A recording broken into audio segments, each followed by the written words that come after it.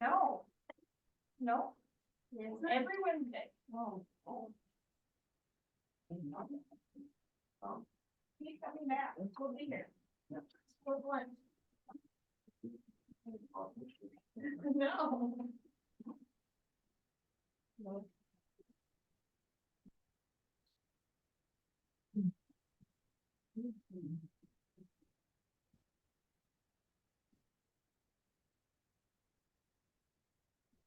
Prayer requests today.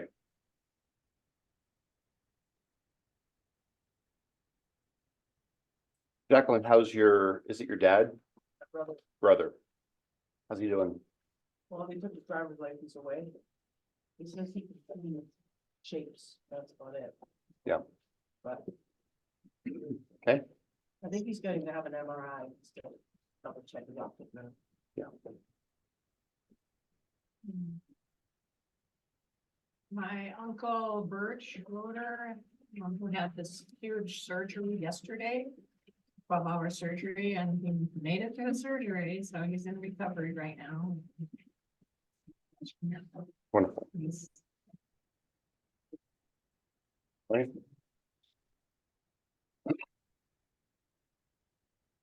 Other prayer requests.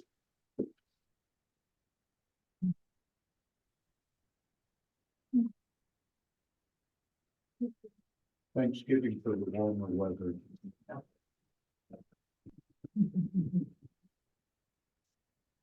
Very good. Let's pray.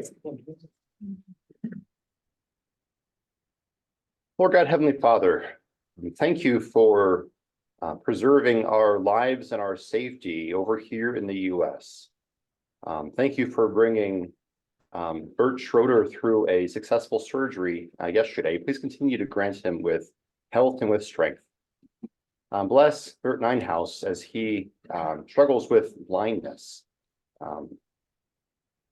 Help him to live with this new ailment. Looking forward to the day when Jesus walked the earth, blindness fled, just as demons fled, and all these sicknesses and diseases and disabilities will flee in the resurrection. Thank you for the gift of warmer weather.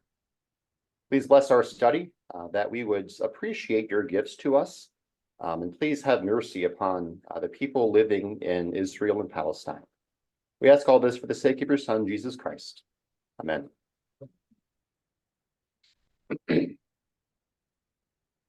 So I'd like to start today by going through a couple of different videos than we did last time, similar sort of a thing. Does everyone have a handout? You need one back there? Okay.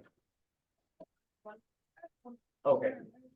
So I printed the handout because the timeline is just kind of difficult to follow. So in case you can comprehend better by reading than by listening and watching, that's there for you, and to kind of take that home as well. So we'll start again with the more Palestinian leaning resource. One of the biggest myths about the Israel-Palestine conflict is that it's been going on for centuries, all about ancient religious doctrines. In fact, while religion is involved, conflict's mostly about two groups of people who claim the same land, and it really only goes back about a century, the early 1900s. Around then, the region along the eastern Mediterranean we now call Israel-Palestine, been under Ottoman rule for centuries. It was religiously diverse, including mostly Muslims and Christians, also a small number of Jews who lived generally in peace. It was changing in two important ways. First, more people in the region were developing a sense of being not just ethnic Arabs, but Palestinians, distinct national identity. At the same time, not so far away in Europe, more Jews were joining a movement called Zionism, which said that Judaism was not just a religion, but a nationality, one that deserved a nation of its own. And after centuries of persecution, many believed a Jewish state was their only way of safety and saw their historic homeland in the Middle East as their best hope for establishing. In the first decades of the 20th century, tens of thousands of European Jews moved there. After World War I, the Ottoman Empire collapsed. The British and French empires carved up the Middle East, the British taking control of a region they called the British Mandate for Palestine. The first, the British allowed Jewish immigration. But as more Jews arrived, settling in farming communities, tension between Jews and Arabs grew. Both sides committed acts of violence, and by the 1930s, the British began limiting Jewish immigration. In response, Jewish militias formed to fight both the local Arabs and to resist British rule. Then came the Holocaust, leading many more Jews to flee Europe for British Palestine and galvanizing much of the world in support of the Jewish state. In 1947, as sectarian violence between Jews and Arabs there grew, the United Nations approved a plan to divide British Palestine into two separate states. One for Jews, Israel, and one for Arabs, Palestine. The city of Jerusalem, where Jews, Muslims, and Christians all had holy sites, was to become a special international zone.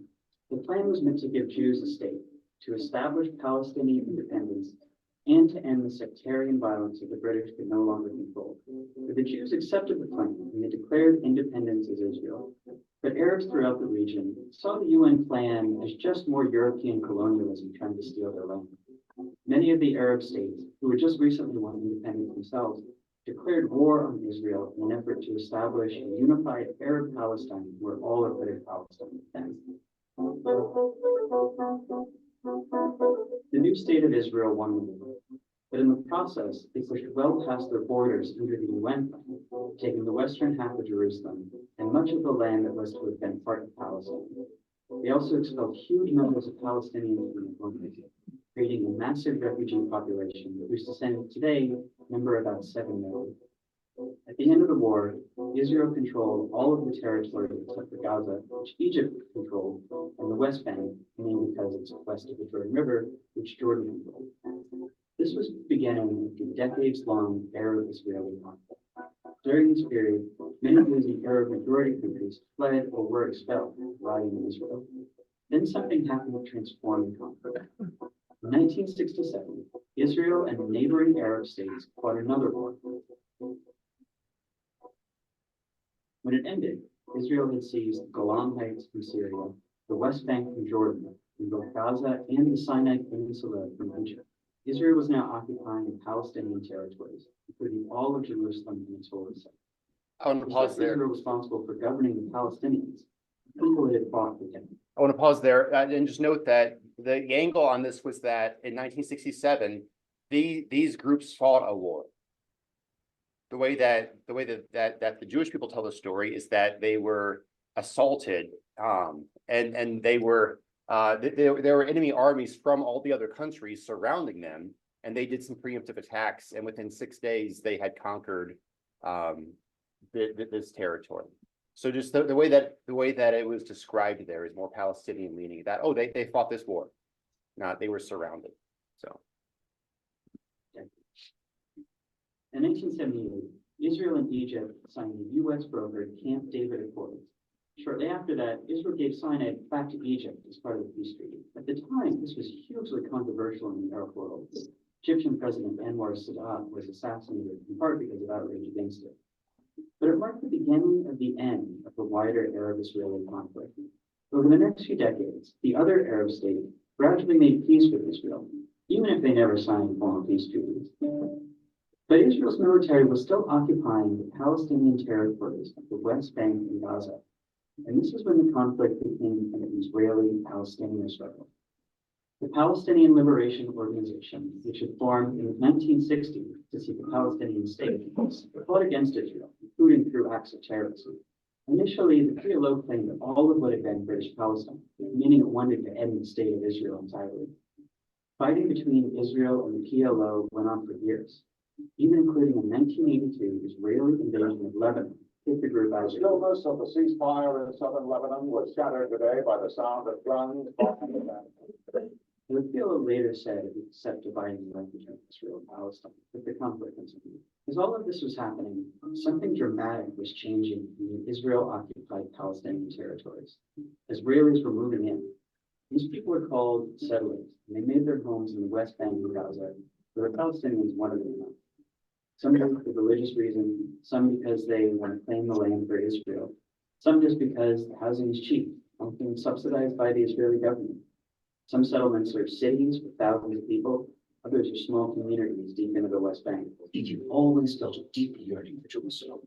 Now is a once-in-a-lifetime opportunity, not only to stand within its gates, but also to build the home and dreams there. Settlers were followed by soldiers to guard them. The growing settlements forced Palestinians off of their land and divide community. Short term, they make the occupation much more painful for Palestinians. Long term, by dividing up Palestinian land, they make it much more difficult for the Palestinians to ever have an independence. Today, there are several 100,000 settlers in occupied territories, even though the international community considers them illegal. By the late 1980s, Palestinian frustration exploded into the Intifada, which is the Arabic word for uprising. It began with mostly protests and boycotts, and soon became violent. Israel responded with heavy force. A couple hundred Israelis, over 1,000 Palestinians died in the first Intifada. Around the same time, a group of Palestinians in Gaza, considered the PLO too secular, too compromise-minded, created Hamas, a violent extremist group dedicated to Israel's destruction. By the early 1990s, it's clear that Israelis and Palestinians have to make peace. The leaders from both sides signed the Oslo Accords. This is meant to be the big first step toward Israel maybe someday withdrawing from the Palestinian territory and allowing an independent Palestine. The Oslo Accords established the Palestinian Authority, allowing Palestinians a little bit of freedom to govern themselves in certain areas. Hardliners on both sides opposed the Oslo Accords. Members of Hamas launched suicide bombings to try to sabotage the process. The Israeli right protest peace talks with ralliers calling Prime Minister Yitzhak Rabin a traitor and a Nazi. Not long after Rabin signed the second round of Oslo Accords, far-right Israeli shoots him to death in Tel Aviv. But this violence showed how extremists on both sides can use violence to derail peace, keep a permanent conflict going as they seek the other side's total destruction. That's a dynamic that's been around ever since. Negotiations meant to hammer out the final details on peace drag on for years. The big Camp David summit in 2000 comes up empty. Palestinians come to believe peace isn't coming, rise up in a second intifada, this one much more violent than the first. By the time it wound down a few years later, about 1,000 Israelis and 3,200 Palestinians had died. But the second intifada really changes the conflict. Israelis become much more skeptical that Palestinians will ever accept peace or the exuberant time. Israeli politics shift right. The country built walls and checkpoints to control Palestinians' movements. When it really came to solve the conflict anymore, just manage it. The Palestinians are left feeling like negotiating didn't work, and violence didn't work, and they're stuck under an ever-growing occupation with no future as a people. That year, Israel withdraws from Gaza. Hamas gains power, but splits from the Palestinian Authority in a short civil war, dividing Gaza from the West Bank. Israel puts Gaza under a suffocating blockade, and unemployment rises to 40%. This is the state of the conflict as we know it today. It's relatively new and it's unbearable for Palestinians. In the West Bank, more and more settlements are smothering Palestinians, often respond with protests, sometimes with violence. The most just want normal life. In Gaza, Hamas and other violent groups have periodic wars with Israel. The fighting overwhelmingly kills Palestinians in lots of civilians. In Israel itself, most people have become apathetic. For the most part, the occupation keeps the conflict relatively removed from their daily lives, with moments of brief but horrible violence. There's little political will for peace. No one really knows where the conflict goes from here. Maybe a third intifada, maybe the Palestinian Authority collapses. But everyone agrees that things as they are now can't last much longer. Israel's occupation of the Palestinians is too unstable to last, and that unless something dramatic changes, whatever comes next will be much worse. And again, this was done a couple of years ago, so it doesn't have all the updates. So from the Palestinian perspective there, the Arab people, the largely Muslim people, lived in the land for about 1,500 years leading up to the World Wars. And so it's their land as far as they're concerned.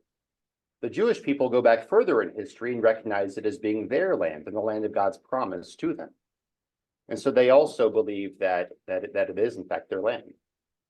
And so the big problem right now from the Palestinian perspective is that from most Palestinians' perspective, it seems to be that there are too many Israelis living in what used to be Palestine, what was carved out under the UN arrangement. Right. And so it's less of a Palestinian state and more of kind of watered down mixture of Palestine and Israeli people there. Mm-hmm. From the Jewish perspective, it's a little bit different. So let's watch a Jewish perspective video of this. When we think about indigenous peoples, we think about their deep roots and long-standing connection to the land they inhabit, often spanning centuries or even millennia. For example, the Chinese from China, the Egyptians are from Egypt, and the Indians are from India. But what about the Jews? Well, the Jews are from Judea, the modern-day land of Israel, where Jewish heritage stretches back over 3,000 years. And like other indigenous people, the connection to the Jewish homeland is an integral part of the Jewish identity. Judaism is not just a religion, but the Jews are also a people with strong ties to the place from which they originated, the ancient land of Israel. The practice of Judaism is directly connected to that land. It celebrates holidays like the harvest time and has prayers that are tied to the season in the land of Israel. 7 crop species, including olives, grapes, wheat, and barley, are cherished in Jewish symbolism because they represent Israel, the land flowing with milk and honey. For centuries, Jews have been saying L'Shana Haba'ah B'Yerushalayim, or next year in Jerusalem, never forgetting their connection to the land of Israel. But don't just take my word for it. Historians and archaeologists also point to artifacts and historical writings that prove the connection between the land of Israel and the Jewish people. Hebrew inscriptions have been found on thousands of artifacts dating as far back as the 6th century BC. Hebrew is my mother's tongue. I can read these thousands of years old artifacts. In addition to Jewish sources, an Egyptian document dating to approximately 1200 BC mentions a campaign in which an Egyptian ruler says that he has defeated Israel. Israel is no more, the document reads. Probably the worst prophecy ever made about the Jews, and I'm still here. The Hebrew Bible is, of course, more than just a history book, but there's a lot of verified history in it. The fact that Jerusalem is mentioned 669 times in its pages confirms that the city is central to the Jewish identity. Politically, the land of Israel swapped hands for thousands of years, but it was never anything other than a sovereign Jewish state. Let me say that again. The only sovereign state that ever existed in the land of Israel forever is a Jewish state. The Jewish people have formed 3 nation-states in the land of Israel throughout history. The first was the first Commonwealth, ruled by the House of David, and it lasted for more than 4 centuries. Israel was united by King David, and Jerusalem was the capital of that Jewish state. The first temple, built by King Solomon, was a huge source of Jewish profit. Then the Babylonians conquered the land, exiling most of the Jewish residents to Babylon. In 539 BC, Persia's King Cyrus conquered Babylon and issued the Cyrus Decree, allowing the Jews to return to Israel, and many did. They rebuilt the country, including the second temple in Jerusalem, on the site of the destroyed first temple. Its western wall is still standing, and today it is the holiest site of the Jewish people. The second Jewish state is often referred to as the Second Commonwealth, later called the Kingdom of Judea, born from the Maccabean revolt against the Greeks. Hello, Hanukkah. It was a time of independence, but it didn't last. In 70 AD, the Romans conquered Jerusalem and burned down the temple, exiling most of the Jewish population and giving the land a new name, Palestina, in order to disconnect the relationship between the Jewish people and their homeland. After the destruction of the Second Temple, the land of Israel changed hands many times, from the Romans, the Byzantines, the Caliphate, the Crusaders, the Mamluks, the Ottomans, and the British Empire. But it wasn't until the 19th century that the Jewish people's longing to return to their homeland became an existential need because of the rise of murderous anti-Semitism. A movement was born, Zionism, the Jewish people's right to have a state again. Zion, by the way, is just another name for Jerusalem. It's mentioned in the Bible over 100 times. Zionism is a movement for Jewish self-determination in their ancestral land in a Jewish, not an exclusively Jewish state. Initially, locals welcomed new Jewish immigrants, like my great-grandparents, who brought prosperity to the land with new cities and agricultural villages called kibbutzim. The people they encountered there included the community of Jews who had never left Israel, known as the Old Yishuv. The Israeli Declaration of Independence ensures equality of social and political rights to all its citizens, regardless of religion, race, or sex, guaranteeing freedom of religion, conscience, language, education, and culture, and pledging to safeguard the holy places of all religions, which is what Israel does. Israel doesn't deny anyone else's identity. Of course, there have always been people of non-Jewish identity in the land, including modern Arab Palestinians, who also have ties to the place the Jews celebrate as the land of Israel and the Christians call the Holy Land. But if you support indigenous people's rights, you should also be a Zionist and understand that the Jews are the indigenous people of the land of Israel who never really left. I'm Noah Tishby, author of Israel, A Simple Guide to the Most Misunderstood Country on Earth. Hey. Now you have this in the handout in front of you. You don't have the blue and red behind it, but I think it's pretty clear when the Jewish people were the predominant people there and when the Muslims were. They have different color shading, but if it's shaded, then you know that it's one or the other. So from the Jewish perspective, so again, the Palestinian perspective, we've been here for 1,500 years, and now these Jewish people come in thinking that they should have their own place here when this has been our homeland for a long time. From the Jewish perspective, a lot of the reason that they fled to Israel, that they went back, was brought about by Nazism, by anti-Semitism, but also by a desire to reestablish their homeland in its place, where that hadn't really been their homeland since the Second Temple was destroyed by the Romans in AD 70. That's kind of the two stories that they tell. We'll go briefly through the older part of history and then spend more time going through the more recent conflicts. So the whole first part of this we know from scripture. From around 2100 to 1900 BC, you got Abraham, Isaac, and Jacob living in the land of Israel, but it's not theirs. They reside among the actual people groups, the Canaanites, Jebusites, all those different people groups there. Then around 1875 BC, Jacob and his children moved down to Egypt with Joseph. There's a famine. The family comes down, lives with Joseph. They get the land of Goshen, and they're there for 400 years until a pharaoh arises who doesn't know why these foreign people are here. And so around 1400 BC, you get the Exodus, and then the Israelite conquest of the Promised Land. So the Israelites come back into the Promised Land and claim it as their own. From about 1050 to 930 BC, you've got the United Kingdom under Saul, David, and Solomon. So again, the Israelite people are the predominant people during this time. And even when the kingdom splits in 930 BC, you still have the Israelite people being the people who live there by and large. A couple hundred years later, you get Samaria and the northern kingdom destroyed. Most of the Israelites, that is the northern kingdom, get exiled by Assyria, and they're scattered around the world. This is a theme in Judaism. We have it here with the northern kingdom getting exiled, spread around, taken away from their homeland and dispersed in the world. We'll see it for the second time when it happens in Babylon.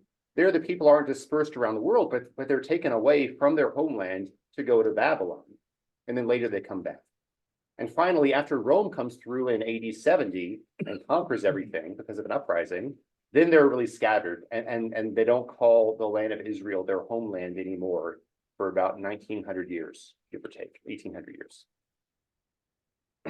So jumping back into it, 586 BC, you have Babylon conquering Jerusalem and bringing the people to Babylon. Then they come back. And from about 537 till really after the time of Jesus, you have the Jewish people living in the land again. The exiles return, The Greeks conquer, but the Israelites are still the predominant people. I mean, Rome is there, there's Romans, but predominantly the Israelite people. Then in AD 70, Rome destroys Jerusalem and the Second Temple, and they rebuild it as a Roman city. Rome starts referring to the land as Palestina rather than as Israel. This isn't the land of these Israelite people. No. This is Rome now, and we're going to call this Palestine. Meanwhile, the Jews are scattered, and this becomes no longer really their homeland. After a few generations, you have people who never even saw the land of Israel, and then you've got centuries and centuries after that, more than a millennia after that, where they're just kind of scattered. They don't have a homeland. They live among Gentiles, us. AD 324, you get the Byzantine, the Christian period. So this is still Roman Empire sort of stuff going on. Here you have the Christian church of the Holy Sepulchre. This is built over the place where Jesus died and was raised from the dead. So over the place of the cross and over the tomb, you have this church built there. And this is the first religious site that was established that's still standing today. The Dome of the Rock was built after this, and there's not a Jewish holy site there right now. The temple isn't there anymore. So the earliest that we can date religious sites would be to 335 AD. Then you have the land changing hands. The Persians capture Jerusalem. The Byzantine Christians recapture it. And then you have the Muslim period. Then you have the Dome of the Rock built more than 350 years after the Christian church, the Holy Sepulchre. They built it on the site of the destroyed Jewish temple, and they built it of the dimensions of the Christian church of the Holy Sepulchre. Right? This is ours now. All right. As a result of this and other things, the Christians worried that they would desecrate or remove the holy sites, the places where Jesus walked, and where Constantine's mom kind of did research and figured out where things were theoretically, and just kind of marked all these places as Christian holy sites. Well, the Muslims have taken things over. The Christians are worried, well, we're not going to have these places anymore. It's going to be desecrated. And so they launch crusades to try to reclaim the Holy Land. And there's several of these, and they go back and forth, and a lot of people die. A lot of Jewish people are killed as well, as Christians come to take over the place. Iffy time in the Christian church.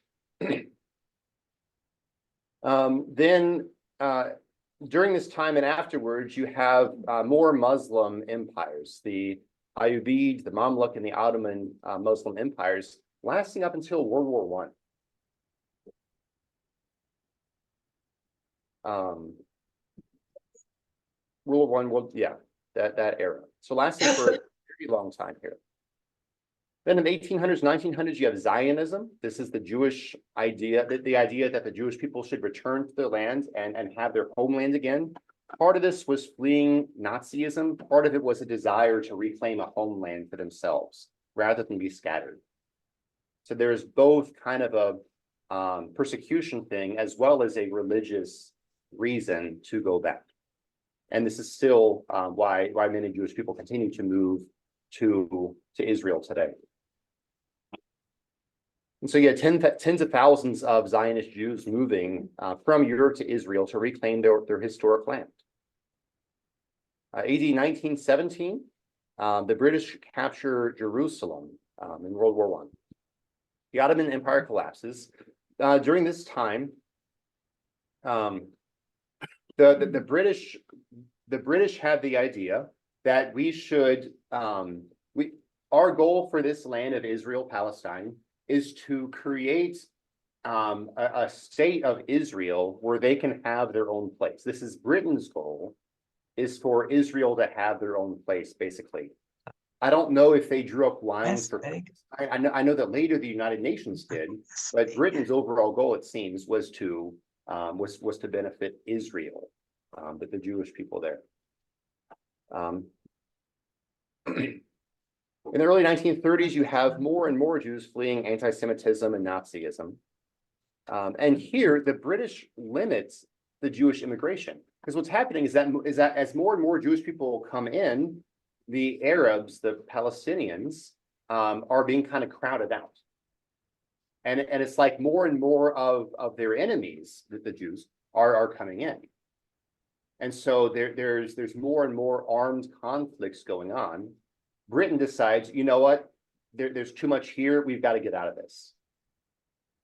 Part of it, they try to stave off the conflict by limiting Jewish immigration.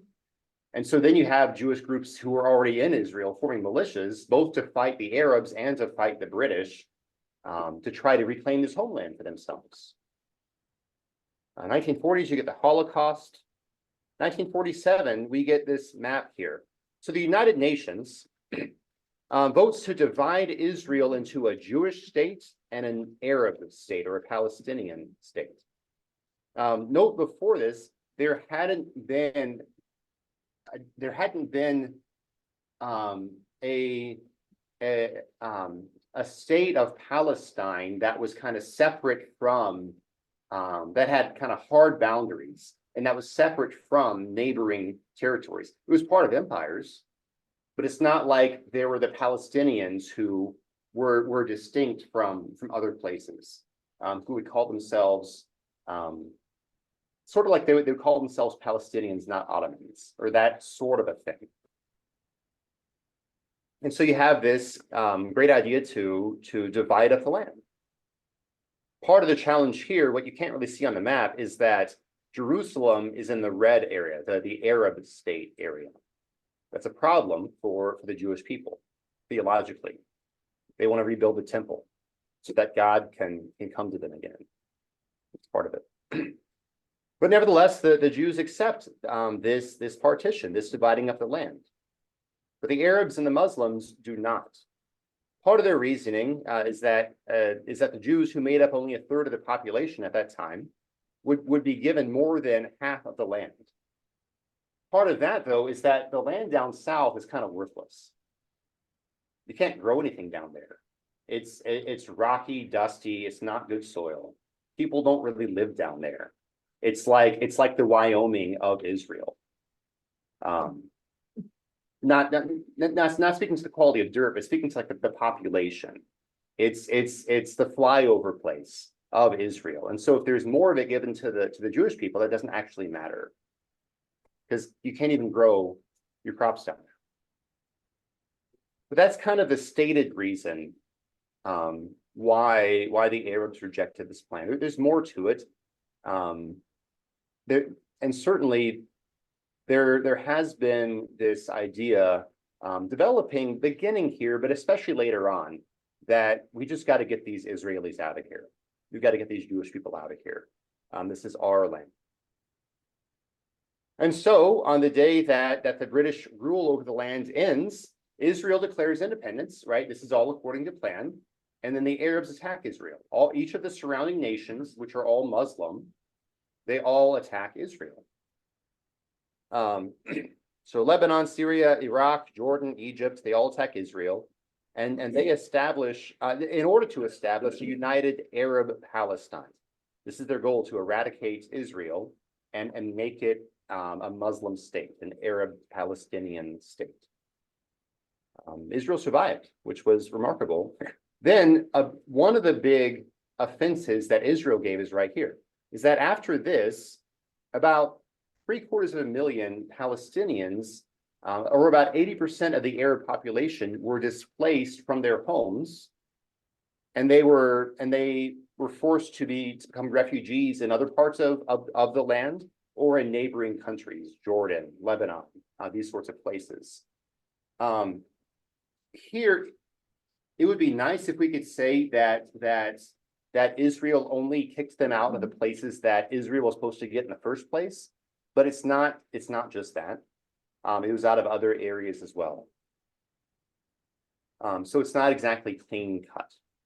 They removed them from territories that would have gone to to the Palestinians, or to that, the state of Palestine. And they got displaced from their homes there. And that kind of started a new phase of, not only do the Arabs feel like they're being crowded out by all these Jews coming in, and that they're being diluted within the land, but also now they're being forced from their homes.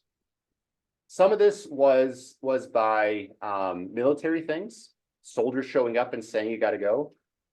A lot of it was also that the rich people would leave, and so the money would leave, and so economically you couldn't really support yourself there anymore as an Arab.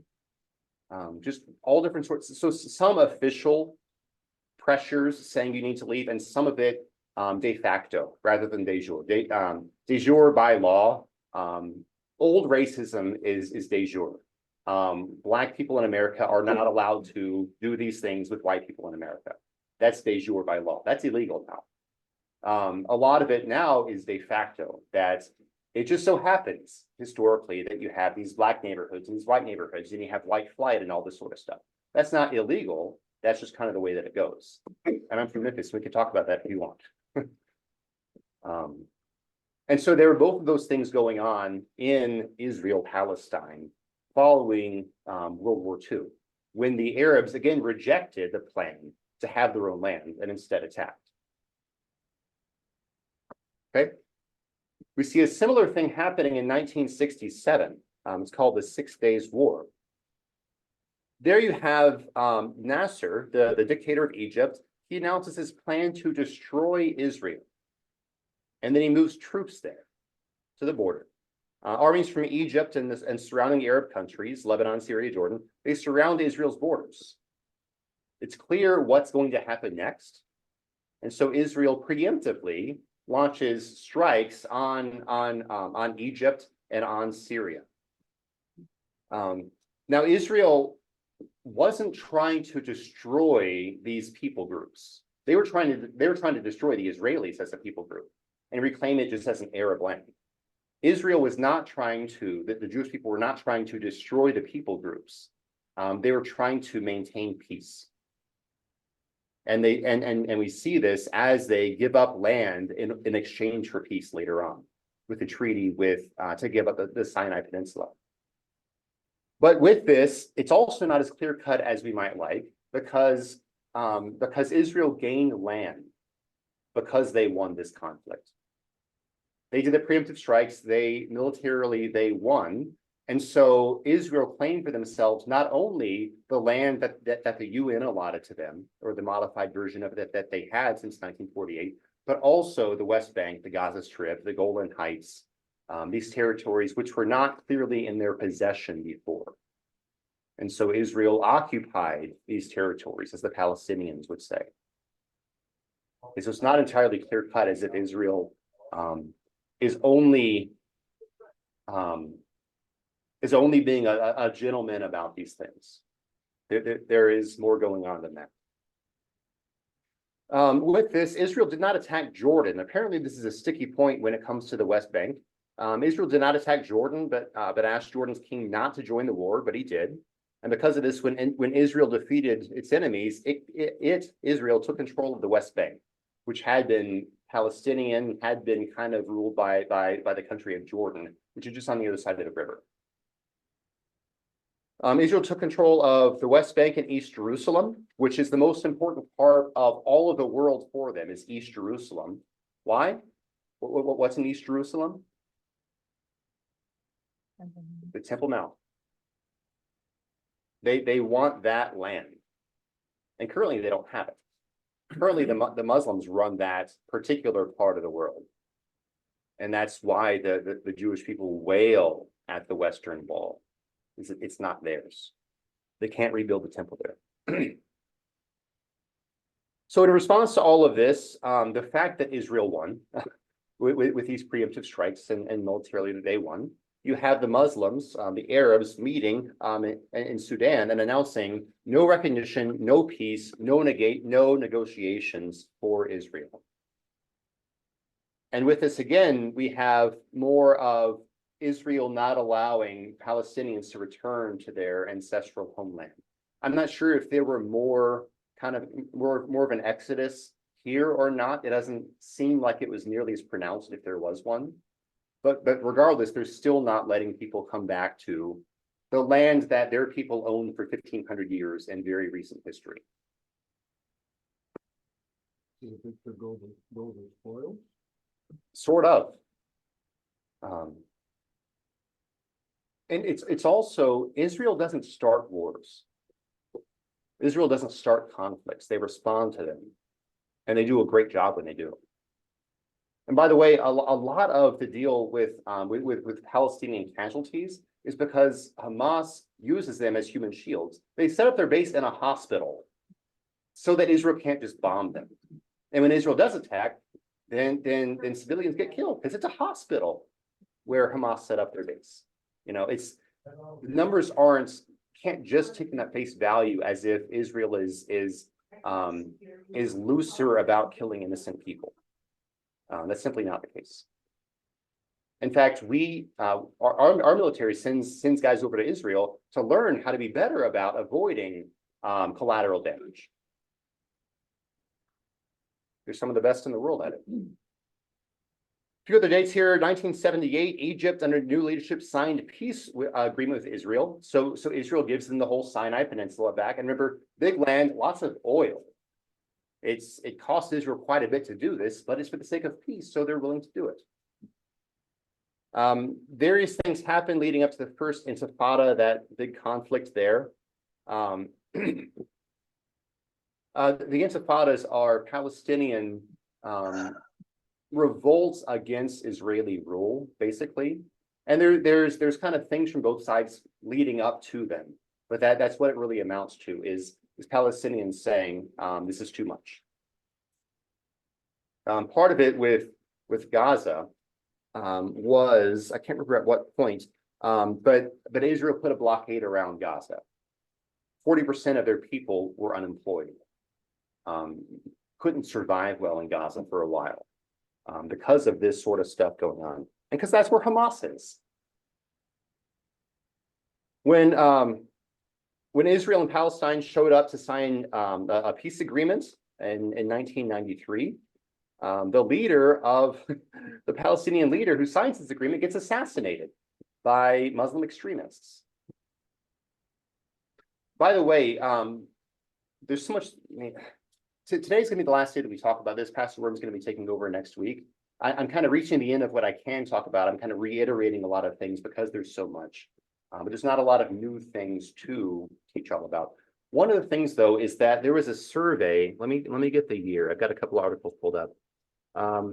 There's a survey of Palestinians. One was about the greatest time in all of Palestinian history, and the vast majority of people said either it was about conflict with Israel. The best thing that Palestine has ever done is fight Israel.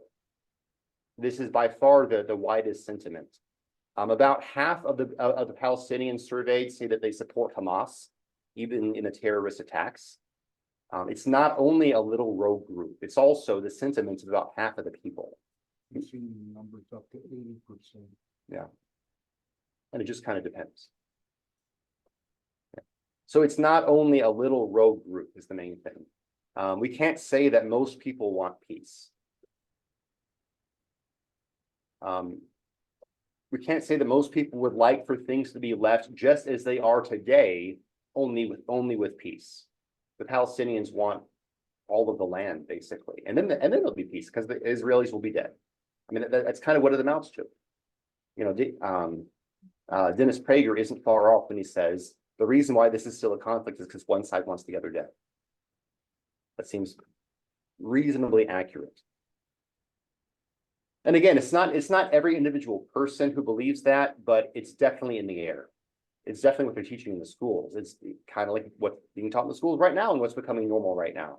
It's that kind of a thing. It's the public sentiment, by and large, is that the whole land should be Palestine, and the Jewish people shouldn't encroach.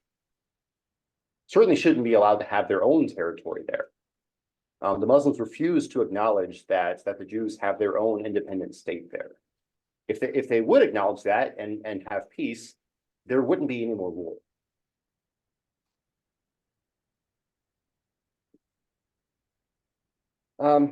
We've got other things from there, but this is kind of at the limits of what we have for this. We have just another minute or two for questions or comments before we can let people go. Then maybe we can keep talking a little bit.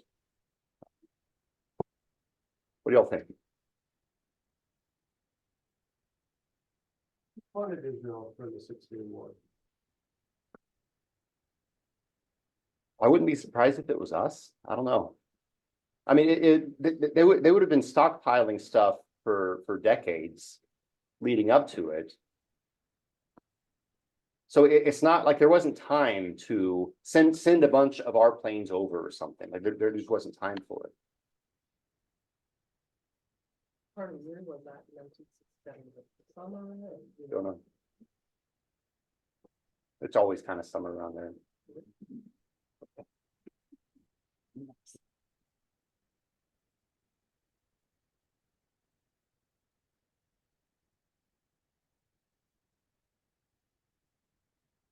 With all of this, what the people all need is Christ. Reconciliation is rooted in the fact that we can acknowledge our sin and plead for mercy and receive it. And that we who have been forgiven can then turn around and forgive others of the comparatively little things that anyone could have done against us compared to what we have done against God. Right? This is the root of real reconciliation. And there will be a new Jerusalem coming down from heaven as a bride prepared for her groom. Revelation 21. There will be a day when there's peace in the Middle East. Probably not in this life.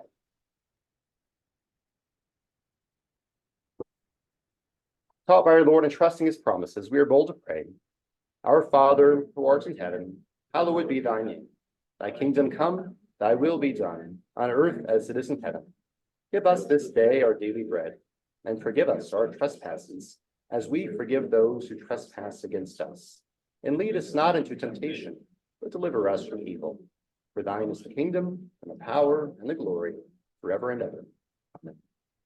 Thank you all.